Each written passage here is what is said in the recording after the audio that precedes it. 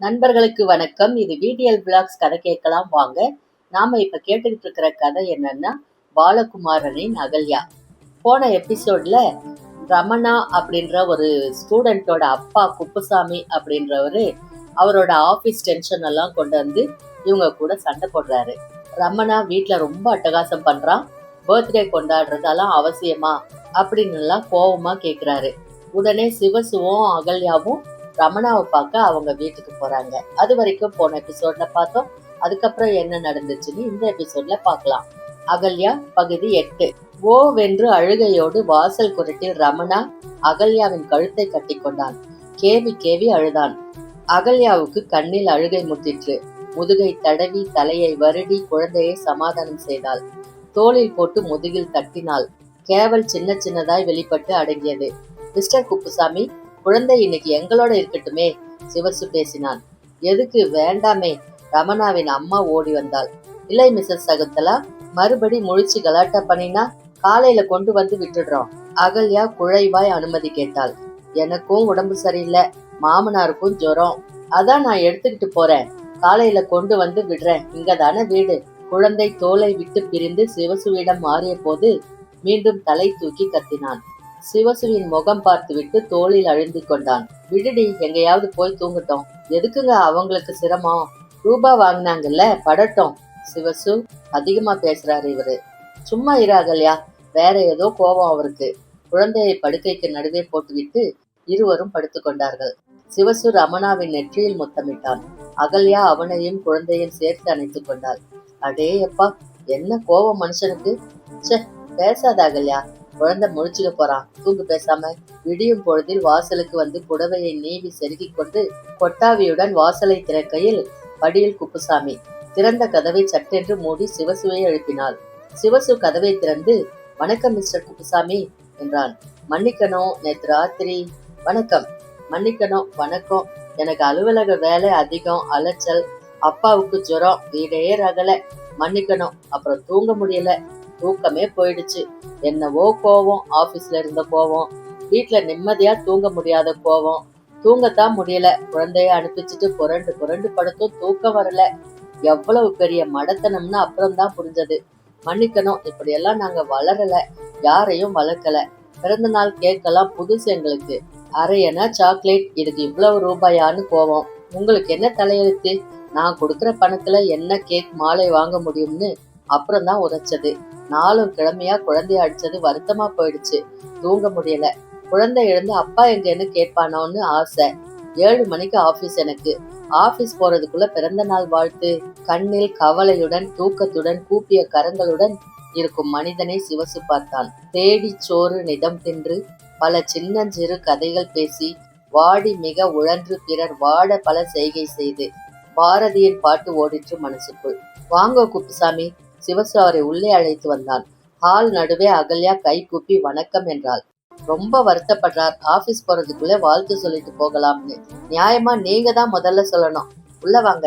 உங்க ரூம்லயே படுக்க வச்சிட்டீங்களா? இப்படி ஹால்லயே போடக்கூடாதா அவனை? தம்பி ரமணா, அப்பா வந்திருக்கேன் பார். குழந்தை நெளிந்து புரண்டு கண் விழித்து மிளர்ச்சியாகி விசுக்கென்று எழுந்திருந்தான். ரமணா, வா, அப்பா கிட்ட வா. நேற்று அடிவாங்கின துக்கம் மறுபடி நினைவு வர ஓவென்று அழுதபடி தந்தையை கட்டி கொண்டார். குழந்தையை தோளில் சாத்தி குப்புசாமி மெல்ல குலுங்கினார். அகல்யா சின்ன ஸ்டூலில் வட்ட கேக் வைத்து மெழுகுவத்திகள் ஏற்றி குழந்தையை அருகே நிற்க வைத்தாள். சிவசு குப்புசாமியிடம் ரோஜா மாலை கொடுத்தான். மாலை அணிந்து வெட்கமும் சிரிப்புமாய் பையன் ஊதி மெழுகுவத்திகள் அணைத்ததும் மூவரும் கைத்தட்டினார்கள். சிவசு கத்தியால் நறுக்கின கேக்கை பையன் எடுத்து முகர்ந்து பார்த்துவிட்டு, வாசனையா இருக்குப்பா என்று குப்புசாமிக்கு ஊட்டியதும் அவருக்கு தொண்டையில் கேக் சிக்கிக் கொண்டது.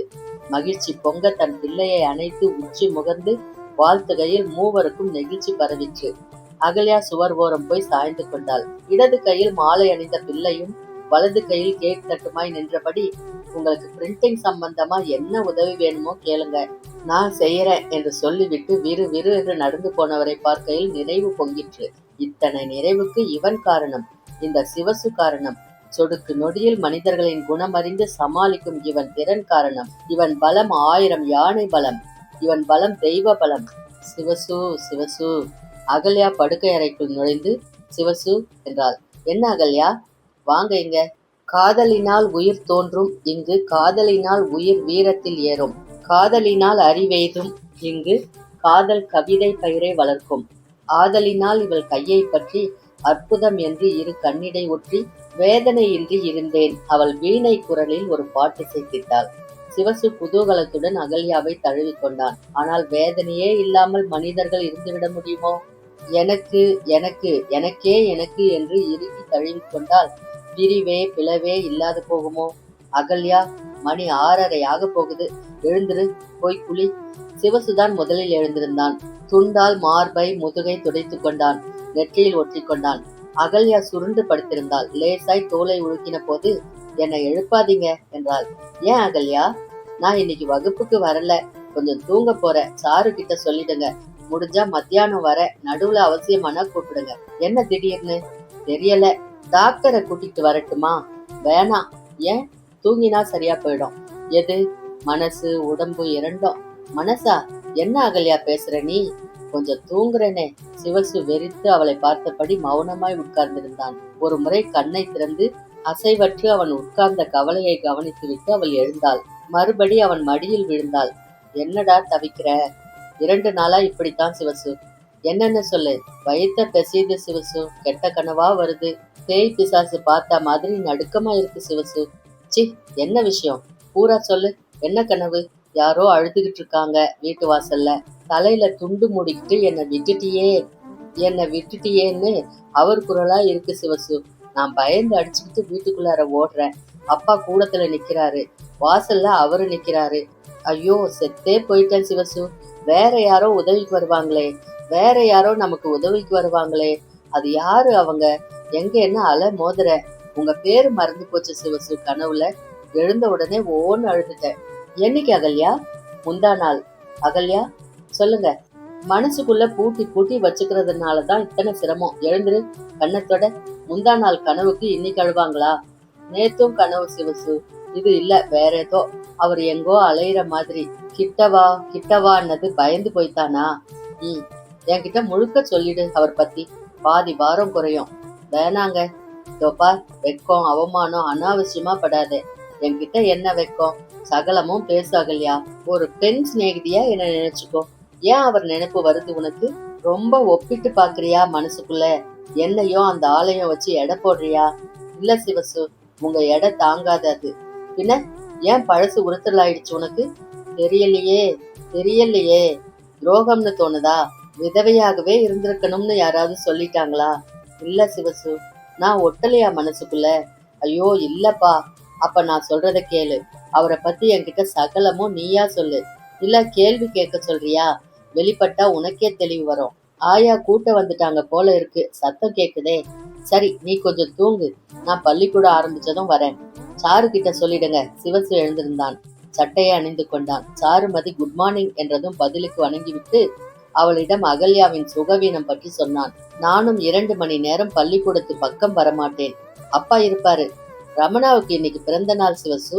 எஸ், காலையில அவங்க அப்பா வந்து கேக் வெட்டினார். இப்பவும் கேக் வெட்ட பையன் ஆசைப்படலாம். இன்னொரு கேக்கு மாலை வாங்குங்க. இந்தாங்க காசு. உங்க பிறந்த நாள் எப்போ சிவசு? எதுக்கு சாரு கேக்குறீங்க? அன்னைக்கு நான், வத்சலா, சொர்ணம் கேக்கு வாங்க போறோம். சிவசு நிதானமாய் சிரித்தான். சொல்றேன். இப்ப அதுக்கு அவசரம் இல்ல. கொஞ்சம் ஜாக்கிரதையா பாத்துக்கோங்க. கண்டிப்பா சொல்லணும். சரி. அவன் நகர்ந்து கூடத்தை தாண்டி பின்பக்கம் போனதும், சாரு, பிறந்த நாள் வாழ்த்துக்கள் என்றாள். யாருக்கிடி? வத்சலா நெருங்கி வந்தாள். பேசிட்டேனே. என்ன பேசின? உங்க பிறந்த நாள் எப்போ? அன்னைக்கு நானு, சொர்ணம், வத்சலா கேக் வாங்க போறோம்னு. என்கிட்ட சொல்லவே இல்லையே கேக் பத்தி. சும்மா ஒரு ரீல் விட்டேன். சொர்ணத்திடம் கேக் வாங்க காசு கேட்க போறியா? பொடி பைத்தியம். நாம 2 பேர் மட்டும்னா நிறைய காசு ஆகாது? வேணாம், நான் மட்டுமே வாங்குறேன். நானும். சரி, நீயும். நல்லா வந்து சேர்ந்தப்பா எனக்கு. என்னை ஒதுக்குற பாத்தியா? சாரு பதில் சொல்லாது உள்ளே நகர்ந்து கைகளை கட்டி கடவுள் வணக்கம் என்றாள். கோபாலா கோபாலா, கோகுல நந்தன கோபாலா, யசோதா பாலா கோபாலா, எதுகுல திலகா கோபாலா. சாருவின் குரல் குழந்தைகளுக்கு நடுவே தனியே கேட்டது. சொல்லு அகல்யா, இப்ப சொல்லு. நீங்க கேளுங்க சிவசு. அவர் எப்படி இருப்பார் பார்க்க? அகல்யாவின் கண்கள் வெறுமைக்கு தாவின. எப்படி இருப்பான்? மல்லிகை பூவை கழட்டி வச்சிட. குறுங்குது வாசனை. விளக்கை அணைத்த பிறகு அதட்டுவான். சாமிக்கு வச்சது. எனக்கு பிடிக்கலைன்னு சொன்னேன்னுல, உங்களுக்கு எதுதான் பிடிச்சது? அவசரம் அவசரம், சகலமும் அவசரம். நிருபர்னா என்ன விளையாட்டா? 8 காலம் மேட்டர் டைப் பண்ணி லினோல ஏத்தி ப்ரூஃப் பார்த்து பிளேடை மாத்தி பிளேட் ப்ரூஃப் பார்த்து விடி காத்தால 2:30 மணிக்கு முதல் பேப்பர் படிச்சு முடிச்சதும் ஒரு தூக்கம் வரும் பாரு. அடடா, அது சுகம். என்ன சொல்ற அகல்யா? பெட்டிய தலைக்கு வச்சுக்கிட்டு வெறும் பெஞ்சில் படுத்துருவேன். 7 மணிக்கு பெரியவர் மேட்டர் படிச்சு போன் போட்டு மேட்டர் நல்லா இருந்துச்சுன்னா சரட்டுன்னு சந்தோஷத்திலே இன்னொரு தூக்கம் வரும். மறுபடி பெட்டி பெஞ்சு. 10 மணிக்கு டைபிஸ்ட் வந்து எழுப்புவான். நேரா வீட்டுக்கு வந்துடுவேன். எப்படி? அவன் சுகம் எல்லாம் மர பெஞ்சும் மேட்டரும் லினோ ப்ரூஃபும் பெரியவர் போனும் தான். வீடும் மனைவியும் உடுத்தி கொள்வதும் உண்பதும் 2ஆம் பட்சம் 3ஆம் பட்சம். அப்படி வளர்ந்துட்டேன். என்ன பண்றது? இதே பம்பாய் அப்படி மாத்திருச்சு என்ன. எனக்கு இங்கிலீஷ் கத்து கொடுத்து வேலை சொல்லி கொடுத்து இன்னைக்கு நிபுணனா மாத்திருச்சு பம்பாய். அந்த அவசரம் என்கிட்ட இல்லாம போகுமா? மோர் வேணும், டம்ளர்ல கொடு. பம்பாய்க்கு வரப்போது ஒன்னும் தெரியாது எனக்கு. பயந்தாங்கொல்லி வேற. இன்னைக்கு எப்படி பிரபல நிருபர்னு பேர் வந்ததுக்கு காரணம் இது இது இது. மேஜையில இருந்த செய்தி பத்திரிகையை எடுத்து கையில் பிரித்து தோளில் போட்டுக் கொள்வான். நினைக்க நினைக்க கடுமை படர்ந்தது அகல்யாவுக்கு. அடடா, இதுக்கு கோச்சுக்கலாமா அகல்யா? 5 விரலும் ஒன்னா இருக்கா? அவளிடம் இதை சொன்ன பிறகு தலையை உலுக்கியபடி சிவசு பேசினான். மேல் பார்வைக்கு நிறைய பேர் முரடா இருப்பாங்க அகல்யா. காயம் பட்டா அழுது தோன்றிடுவாங்க. பெண்ணை மதிக்க தெரியல சிவசு. எப்படி தெரியும்? தெரிய எங்க சந்தர்ப்பம்? விலகி விலகி வச்சு ஒரு நாள் காத்தால தாலி கட்டி இவளை என்ன வேணா செய்யலாம்னு விட்டா அவனுக்கு அதற்றதை தவிர வேற என்ன தெரியும்? எல்லா பொம்பளைங்களும் சொல்ற குத்தம் இதாகலையா? உன்கிட்ட தப்பே இல்லையா? ஆம்பளைன்னா மிரட்சி பயம் நடுங்குற சுபாவம் பெண்களுக்கு இல்லையா? உங்களுக்கு தெரியுதே எப்படி அமைஞ்சது. வாழ்க்கை அப்படி அமைஞ்சது. எங்க அம்மாவோட குணம். தனிமை எனக்கும் பிடிச்சது.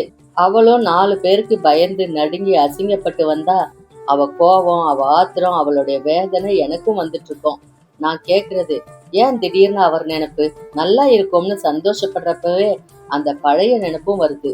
நல்லது, இப்போ ரொம்ப நல்லா இருக்கியா? இதுவும் ஒரு நாள் அழுத்து போகாதா? மாறுதலுடைய ஆரம்பம் பெரிய மகிழ்ச்சி தான் அகல்யா. அது நிரந்தரம் இல்லை. அப்படி மாறுதல் சந்தோஷமா வரும்போது அமைதியா இருக்கணும், கொஞ்சம் கவனமா இருக்கணும். புருஷன் கிடைச்ச சந்தோஷம், பள்ளிக்கூடம் நல்லா நடக்கிற சந்தோஷம் ஆளை தின்னிடக்கூடாது. நாளைக்கு பள்ளிக்கூடம் சரியா இல்லாது போயிட்டா பொசுக்குன்னு கவுந்துடலாம். சிவசு, அகல்யா பதறி அவன் வாயை பொத்தினாள். தெரியும் அகல்யா, நீ என்ன விட இந்த பள்ளிக்கூடத்தை முக்கியமா நினைக்கிறேங்கிறது தெரியும். நெருப்புனா வாய் வந்துடுமா? சகலத்துக்கும் சகல நேரமும் தயாராயிரு அகல்யா. இன்னைக்கு எது விஷயம்னு பாரு. நேத்து சமாச்சாரமோ நாளை கனவோ வேணாம். இப்ப எது சந்தோஷம்? இப்ப எது நிலைமை? அத பாரு அகல்யா. ஹியர் அண்ட் நவ்னு ஒரு வாக்கியம் கேள்விப்பட்டிருக்கியா? இன்னைக்கு சந்தோஷத்தை நேத்து வேதனையிலயோ நாளைக்கு உண்டான கனவுலையோ விட்டுடாத. இப்போ எது முக்கியம்? பள்ளிக்கூடம். இன்னைக்கு வகுப்பு பாடம் இது முக்கியம் இல்லையா? புரியுது சிவசு. Very good. புரிஞ்சதுக்கு அடையாளம் எழுந்து குளிச்சு வகுப்புக்கு போறதுதான். Very good. ஆனா சிவசு, சொல்லு கண்ணம்மா, உள்ளுக்குள்ள ஒரு வேதனை இருக்கே. இப்படி ஒரு கனவு வருதே, இதுக்கு என்ன அர்த்தம்? அர்த்தம்னு ஏதாவது உண்டா? இல்ல கற்பனை தானா? என் புத்தி குழப்பம்தானா? அது தெரியல அகல்யா. உள்ளுணர்வுங்கிறத உடனே தெளிவா தெரிஞ்சுக்கிறது முடியாது. ஆனா எதுக்கும் தயாரா இருப்போம்னு திடம் வந்துட்டா கனவு அதிகம் வராது. பயந்த ஆளுக்கு, விடாம இறுக்கி பிடிச்சுக்கிற ஆளுக்கு கனவு வரும். உங்களுக்கு கனவு வந்ததுண்டா? சிவசு மௌனமானான். இன்று வெள்ளை குதிரையில் பெண்ணை ஏற்றி கொண்டு ஓடுவது போல் கனவு வந்தது. குதிரை இவனை அயோக்கியன் என்று வேண்டா வெறுப்பாய் திட்டிக்கொண்டே ஓடுகிறது. சரி போ, உன்னை யார் கேட்டா என்று பதில் சொல்கிறான். ஓடினது போதும் என்று வெள்ளை குதிரையை நிறுத்திய போது குதிரையிலிருந்து சாரு குதித்தாள். பாவாடை ஜாக்கெட்டுமாய் நின்றாள். விழிப்பு வந்து விட்டது. ஆச்சரியத்துடன் பல் தேய்க்கையில் உள் மனசு தெரிந்து போயிற்று. வத்சலா பாவாடையும் ஜாக்கெட்டுமாய் நின்றது போல சாருவும் வத்சலாம் வெறும் பெண்கள் என்றுதான் உள்ளே பட்டிருக்கிறது. அவர்களின் சோகமோ குடும்ப சூழ்நிலையோ தெரியாமல் உடம்பு வளர்த்தி மட்டும் தொடர்ந்து உறைந்து வந்திருக்கிறது. அவர்களை முற்றிலும் தெரிந்து கொள்ள இந்த கனவு விட்டு போகும். சிநேகிதம் வர குதிரையில் எடுத்து போவது நின்று போகும். ஹலோ என்று மனசார சொல்லாதது தவறு. இது இனி சொல்ல வேண்டும். எனக்கும் கனவு வரும் அகல்யா. ஆனா பயப்படுறதில்லை கனவுக்கு. இது உள் புத்தின்னு தெரிஞ்சு பிறகு கொஞ்சம் யோசனை பண்ணி சரி செய்துக்குவேன். எதிர்காலத்தை கனவு சொல்லும்பாங்களே, சொல்லலாம். தெரிஞ்சுக்கிட்டா என்ன செய்ய போறோம்? வரது வரட்டும்னு திடமா நிக்க வேண்டியதுதான். கஷ்டத்துக்கு முன்னாடியே தயாராகி அதை உடைக்க முயற்சி பண்ணி விடாம தொடர்ந்து சந்தோஷத்தை ஏற்க வச்சிட வேண்டியதுதான். நன்றி சிவசு. இதனாலதான் பேர் மறந்து போச்சு. எதனால? பிரிச்சு வச்சு நன்றி சொல்றதுனால. சொல்லாம இருக்க முடியல சிவசு. சரி சொல்லு. அகல்யா எழுந்து பின்பக்கம் நகர்ந்தாள். சிவசு மெல்ல கட்டிலில் உட்கார்ந்தான். உள்ளுணர்வு கனவாகத்தான் வர வேண்டுமா? இந்த கனவை தன்னிடம் சொன்ன போது தனக்குள்ளும் ஒரு பயம், வேதனை படர்ந்தது. யாருக்கோ பிரியமான அகல்யாவை தான் கவர்ந்து கொண்டு விட்டோமோ என்று தோன்றுகிறது. குதிரையில் கடத்தியது அகல்யாவை அல்ல, அது சாரு. பல் தெரிய சிரிக்கிற சாருமதி. அந்த பெண்ணை பற்றி தெரிந்து கொள்ள வேண்டும். அவளை பற்றி தெளிவு வர வேண்டும். ஒரு பெண் இருக்க மறு பெண்ணை பற்றி கனவு காணுவது சரியா? தடுத்து நிறுத்த முடியுமா? யோசிக்க வேண்டும். மனசு குழம்பாமல் நிறுத்த வேண்டும். இன்னொரு விஷயம், அகல்யா கணவனை பற்றி ஏன் இவ்வளவு பயப்படுகிறாள்? இத்தனை வெறுப்பு ஏன்? கெட்டிக்கார ரிப்போர்ட்டர் என்று அகல்யாவின் அப்பா சொன்னாரே. கெட்டிக்காரர்களை சந்தித்து நாளாயிற்று. கூர்மையாய் வாக்குவாதம் பண்ணி நாளாயிற்று. புத்தி கொள்முதலாய் பேசி வெகு காலமாயிற்று. சைக்கிள் கடையில் நிறைய பேர் வருவார்கள். பேச்சாய் நிறைய நேரம் போகும். இப்போது பேச முடிவதில்லை. பேச ஆட்கள் இல்லை.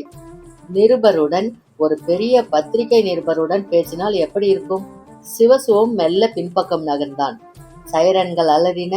பெரிய முட்கம்பி கதவுகள் தடேல் என்று அடைக்கப்பட்டன. மரத்தில் கட்டப்பட்ட அறைகளுக்கு உள்ளே நின்றவர்கள் அடித்து வெளியே இழுத்து வரப்பட்டார்கள். லான்ஸ் கார்ப்ல சர்தார் ஜெய்சிங் பலீர் என்று அறை வாங்கினான். அது வரைக்கும் இந்த பகுதியில பார்த்தோம். அதுக்கப்புறம் என்ன நடந்துச்சுன்னு அடுத்த பகுதியில பார்க்கலாம். அது வரைக்கும் உங்களிடமிருந்து நன்றி கூறி விடைபெறுவது VDL Vlogs. நன்றி, வணக்கம்.